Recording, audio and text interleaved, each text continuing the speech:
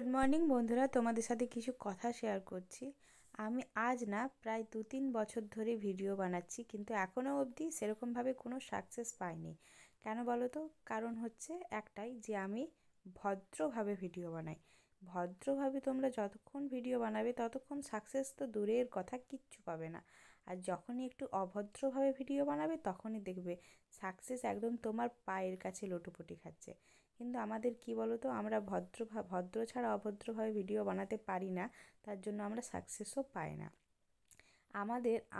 আমরা নিজেরাই নিজেদের মানে কি বলবো, নেচারটাকে খারাপ করে নিয়েছি। যখনই কেউ ভালো ভিডিও বানাবে তার ভিডিওতে লাইকও করি না, শেয়ারও করি না, কমেন্টও করি না।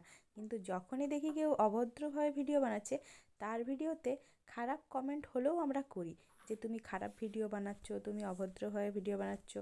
আমরা সেই ভিডিওটা স্কিপ করি না, বরং দেখে যাই। এটাই হচ্ছে আমাদের খারাপ নেচার।